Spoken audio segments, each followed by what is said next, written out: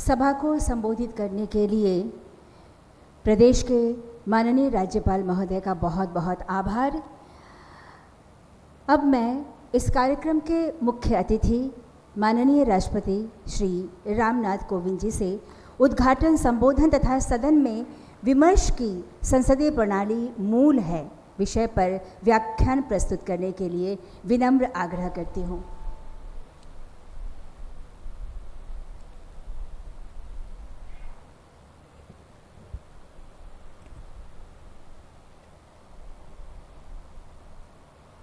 बिहार विधानसभा के शताब्दी वर्ष समारोह में प्रमुख रूप से उपस्थित राज्यपाल श्री फागू चौहान जी, मुख्यमंत्री श्री नीतीश कुमार जी, विधान परिषद के सभापति श्री अवधेश नारायण सिंह जी, विधानसभा के अध्यक्ष श्री विजय कुमार सिन्हा जी, उप मुख्यमंत्री श्री तारकिशोर प्रसाद जी, उप मुख्यमंत्री श्रीमती रेणु देवी जी, उपस्थित सभी विधायकगण व पूर्व विधायकगण, सांसदगण व पूर्व सांसदगण, बिहार से जुड़े प्रमुख जनसेवकगण, गणमान्य अतिथियों, देवी और सज्जनों, मुख्यमंत्री जी जब मुझे बिहारी राष्ट्रपति के रूप में संबोधित कर रहे थे तो मैं अंदर से हृदय से गदगद महसूस कर रहा था। और गदगद इसलिए महसूस कर रहा था कि इस देश के प्रथम राष्ट्रपति राजेंद्र बाबू और इसी बिहार की धरती के राज्यपाल बनकर के गए राज्यपाल थे। बाद में वो राष्ट्रपति बने डॉक्टर जाकिर हुसैन साहब। उन्होंने जो विरासत छोड़ी है उस विरासत को आगे बढ़ाने का दायित्व तो मुझे मिला। और सचमुच में जब मैं बिहार आता हूँ तो मुझे लगता है कि मैं अपने घर में आया हूँ। कभी कभी लोग हमारे सचिवालय में ये सवाल कर देते हैं कि बिहार सरकार का निमंत्रण हो या बिहार का अन्य कोई निमंत्रण हो तो आप कभी टाल मटोल नहीं करते। तो मुझे लगता है कि मैं कहता हूँ कि बिहार से कुछ मेरा एक राज्यपाल का ही नाता नहीं है बल्कि कुछ और भी नाता है। और वो नाते को मैं ढूंढता रहता हूँ और जिसको कभी कभी मुख्यमंत्री जी उसका उल्लेख कर देते हैं। भगवान बुद्ध को जो ज्ञान प्राप्ति यहाँ पर हुई इस धरती पर और उन्होंने जो एक हम सबको एक पद्धति दी है विपश्यना पद्धति, उस कार्य में भी मैं थोड़ा बहुत कह सकता हूँ कि मेरा योगदान रहा और उसको मुख्यमंत्री जी ने आगे बढ़ाया। मैं इसके लिए आज मुख्यमंत्री जी को हृदय से मैं उनका धन्यवाद भी देता हूँ। देवी और सज्जनों, बिहार हमेशा इतिहास रचता है। आज एक इतिहास रचा गया। इतिहास 100 वर्ष की विधानसभा के कार्यकाल का आज हम उत्सव मना रहे हैं। और इसी मौके पर आज देश ने भी एक इतिहास रचा है। ठीक 1 घंटे पहले सभी देशवासियों ने मिलकर के जो हमारा 100 करोड़ का वैक्सीनेशन था उसको हम पार कर गए। बिहार की रत्न गर्भा धरती और यहाँ के स्नेही लोगों ने मुझे हमेशा बहुत आकर्षित किया है और इसीलिए जब भी मैं बिहार आता हूँ तो मुझे एक सुखद अनुभूति होती है। बिहार में राज्यपाल के कार्यकाल के दौरान मुझे समाज के सभी वर्गों और क्षेत्रों के लोगों का भरपूर प्यार, स्नेह और सम्मान मिला। और राष्ट्रपति के रूप में भी जब भी मेरा बिहार आना हुआ है तब भी मेरे प्रति वैसे ही प्रेम और सम्मान का एहसास मुझे होता है। इसके लिए मैं बिहार के सभी निवासियों, जनसेवकों, अधिकारियों और बिहार के मुख्यमंत्री श्री नीतीश कुमार जी के प्रति आभार व्यक्त करता हूँ। देवी और सज्जनों, हम सभी देशवासियों ने हाल ही में दुर्गा पूजा और दशहरा का त्यौहार मनाया। इस वर्ष हम सब संयोग से 75वें स्वतंत्रता दिवस का अमृत महोत्सव भी मना रहे हैं। बिहार विधानसभा के शताब्दी वर्ष का यह समारोह सचमुच में लोकतंत्र का उत्सव है। इस अवसर पर शताब्दी स्मृति स्तंभ का शिलान्यास करके मुझे अत्यंत प्रसन्नता हुई। इस कार्यक्रम में आप सबकी उत्साहपूर्ण उपस्थिति हमारे देश में विकसित स्वस्थ संसदीय परंपरा का एक अनूठा उदाहरण है। यह बार बार कहते हुए मुझे फक्र होता है कि बिहार की धरती विश्व के प्रथम लोकतंत्र की जननी रही है। भगवान बुद्ध ने विश्व के आरंभिक गणराज्यों को प्रज्ञा तथा करुणा की शिक्षा दी थी। साथ ही उन गणराज्यों की लोकतांत्रिक व्यवस्था के आधार पर उन्होंने अपने संघ के नियम निर्धारित किए थे। संविधान सभा के अपने अंतिम भाषण में बाबा साहब डॉक्टर भीमराव अंबेडकर ने यह स्पष्ट किया था कि बौद्ध संघों के अनेक नियम आज की संसदीय प्रणाली में भी उसी रूप में विद्यमान हैं। आज महाबोधि के पौधे का इस परिसर में प्रत्यारोपण करके भी मैं स्वयं को सौभाग्यशाली अनुभव कर रहा हूँ। देवी और सज्जनों, भगवान बुद्ध, भगवान महावीर और गुरु गोविंद सिंह जी की आध्यात्मिक धाराओं से सिंचित बिहार की धरती का मुझ पर विशेष आशीर्वाद रहा है।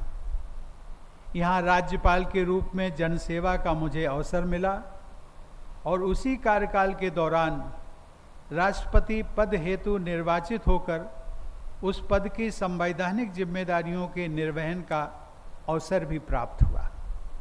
यह प्रतिभावान लोगों की धरती है। पूरे देश को गौरवपूर्ण बनाने वाली एक महान परंपरा की स्थापना इसी धरती पर नालंदा, विक्रमशिला व ओदंतपुरी जैसे विश्व स्तरीय शिक्षा केंद्रों, आर्यभट्ट जैसे वैज्ञानिक, चाणक्य यानी कौटिल्य जैसे नीति निर्माता तथा अन्य महान विभूतियों द्वारा की गई थी। आप सब उस समृद्ध विरासत के उत्तराधिकारी हैं और अब उसे आगे बढ़ाने की जिम्मेदारी आप पर और बिहार के सभी निवासियों की है। देवी और सज्जनों, बिहार की अस्मिता के लिए संघर्ष करने वाले डॉक्टर सच्चिदानंद सिन्हा के प्रयासों के परिणाम 3 चरणों में प्राप्त हुए थे। पहले चरण में बिहार व उड़ीसा को बंगाल से पृथक करने का निर्णय सन 1911 में घोषित हुआ। सन 1912 में उड़ीसा व बिहार को लेफ्टिनेंट गवर्नर के राज्य का दर्जा दिया गया और राज्य का मुख्यालय पटना में बना। सन 1913 में विधान परिषद की पहली बैठक संपन्न हुई। ये पहला चरण था। दूसरा चरण सन 1919 का गवर्नमेंट ऑफ इंडिया एक्ट अस्तित्व में आया, जो सन 1921 में प्रभावी हुआ। उस एक्ट के तहत उड़ीसा व बिहार को गवर्नर प्रोविंस अर्थात पूर्ण राज्य का दर्जा दिया गया तथा प्रांतीय विधायी परिषद में निर्वाचित सदस्यों की संख्या बढ़ाई गई। उसी वर्ष इस विधान सभा परिसर का निर्माण भी संपन्न हुआ।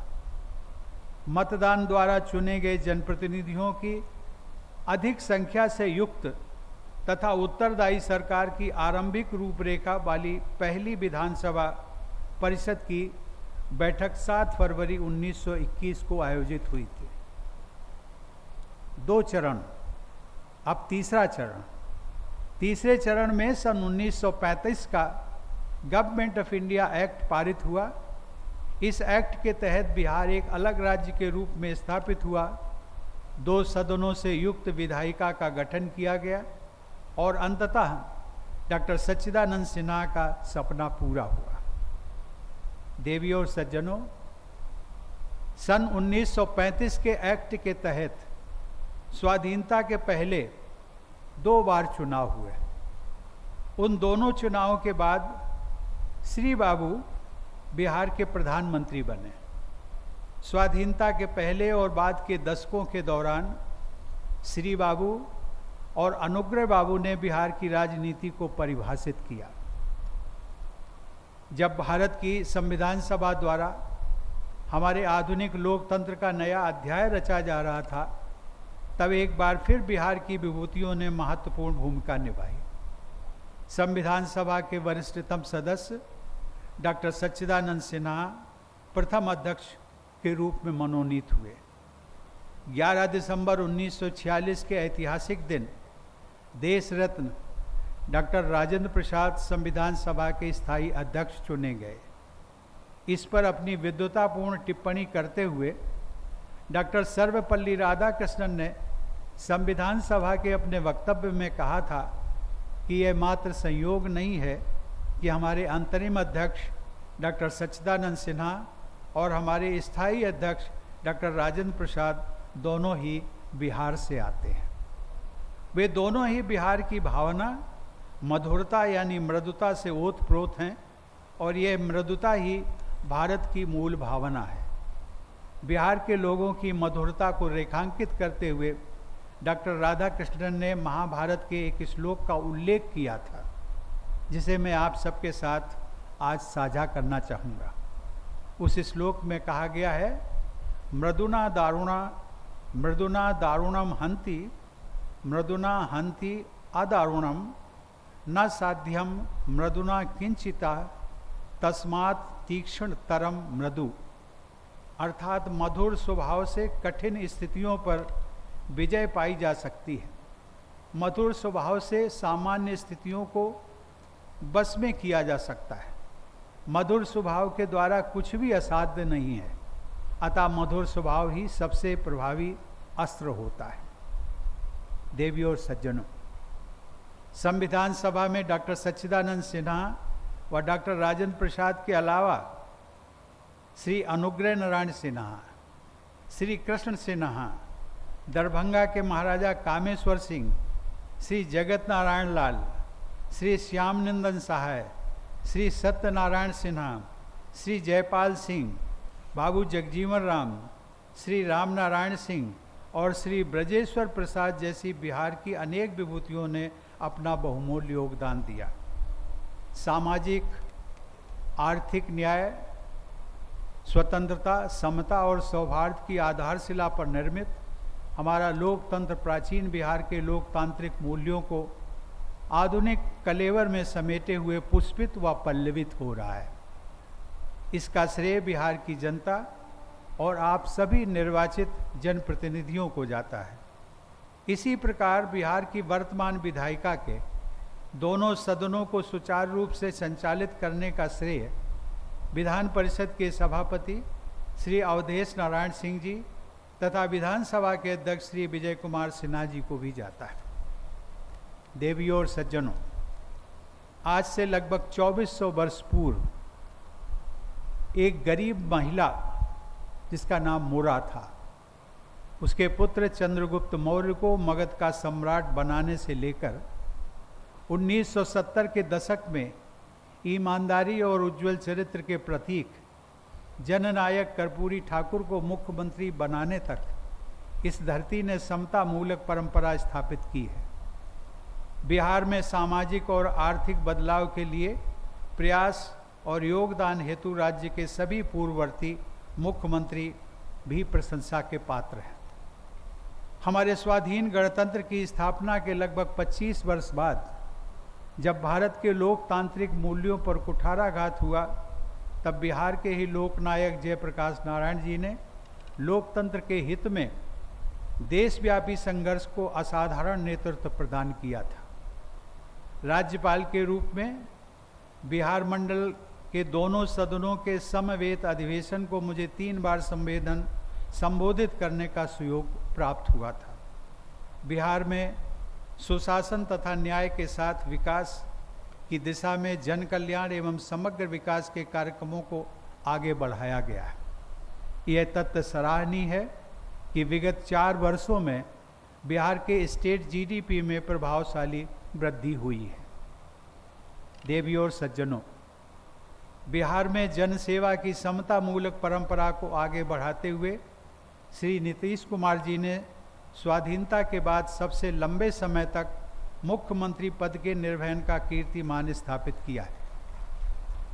उनका सहयोग मुझे बिहार के राज्यपाल के रूप में भी मिला और भारत के राष्ट्रपति के रूप में भी मिलता रहा है। देवियों और सज्जनों, सन 1921 की विधानसभा के अपने संबोधन में गवर्नर लॉर्ड सिन्हा ने कहा था कि मादक पदार्थों अथवा मदिरा के उत्पादन तथा बिक्री पर रोक लगाने के लिए कोई सुनिश्चित नीति होनी चाहिए। हमारे संविधान में राज्य के नीति निर्देशक तत्वों के तहत लोक स्वास्थ्य को सुधारने का राज्य का कर्तव्य स्पष्ट रूप से उल्लिखित है। इस कर्तव्य में मादक पेय और स्वास्थ्य के लिए हानिकारक पदार्थों के सेवन का निषेध करना भी शामिल है।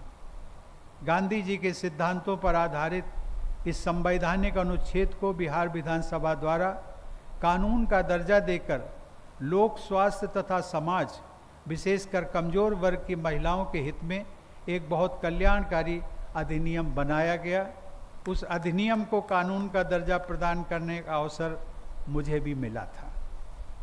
देवियों और सज्जनों, कुछ ही दिनों बाद हम सभी देशवासी दीपावली और छठ का त्यौहार मनाएंगे।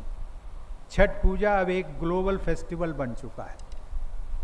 नवादा से न्यू जर्सी तक और बेगूसराय से बोस्टन तक छठी मैया की पूजा बड़े पैमाने पर की जाती है।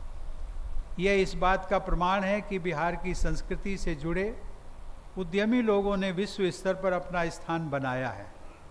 मुझे विश्वास है कि इसी प्रकार स्थानीय प्रगति के सभी आयामों पर भी बिहार के प्रतिभावान व परिश्रमी लोग सफलता के नए मानदंड स्थापित करेंगे। प्रिय विधायकगण, राज्य की जनता आप सभी जनप्रतिनिधियों को अपना भाग्य विधाता मानती है और उनकी आशाएं और आकांक्षाएं आप सब पर ही टिकी होती हैं। सभी देशवासियों में, जिनमें बिहार के निवासी भी शामिल हैं, अपने बेहतर भविष्य के लिए उनकी ललक दिखाई पड़ती है। मुझे विश्वास है कि आप सभी विधायकगण अपने आचरण और कार्यशैली से जनता की आशाओं को यथार्थ रूप देने का प्रयास करते रहेंगे। मुझे प्रसन्नता है कि आज आप सब ने सामाजिक अभिशापों से मुक्त, वरदानों से युक्त तथा सम्मानों से पूर्ण बिहार के निर्माण के लिए संकल्प अभियान का शुभारंभ किया है। मेरी एक कामना है कि आप सभी विधायकगण आज इस सदन में लिए गए संकल्पों को कार्यान्वित करें तथा बिहार को एक सुशिक्षित, संस्कारित और सुविकसित राज्य के रूप में प्रतिष्ठित करने के लिए निरंतर प्रयत्नशील बने रहें। आपके ऐसे प्रयासों के बल पर मुझे विश्वास है कि सन 2047 तक, यानी देश की आज़ादी के शताब्दी वर्ष तक, बिहार ह्यूमन डेवलपमेंट के पैमानों पर एक अग्रणी राज्य बन सकेगा। इस प्रकार राज्य की विधायिका की शताब्दी का यह उत्सव सही मायनों में सार्थक सिद्ध होगा। गंगा नदी के वरदान से युक्त इस क्षेत्र में आकर मुझे बिहार में जन्मे मनीषी कवि रामधारी सिंह दिनकर द्वारा रचित पंक्तियां याद आती हैं। दिनकर जी ने कहा था, गूंज रहे तेरे इस तट पर गंगे, गूंज रहे तेरे इस तट पर गंगे, गौतम के संदेश, ध्वनित हो रहे इन लहरों में देवी, अहिंसा के संदेश। ऐसे उदांत मूल्यों को बिहार के विधायकगण अपनी कार्यशैली में ढालेंगे और बिहार की विधानसभा राज्य की उन्नति के स्वर्णिम अध्याय लिखेगी। इसी भावना के साथ मैं आप सभी को आगामी त्योहारों के लिए अग्रिम बधाई देता हूं और ईश्वर से प्रार्थना करता हूं कि सभी बिहारवासी प्रगति के उच्च शिखर पर पहुँचें। धन्यवाद। जय हिंद।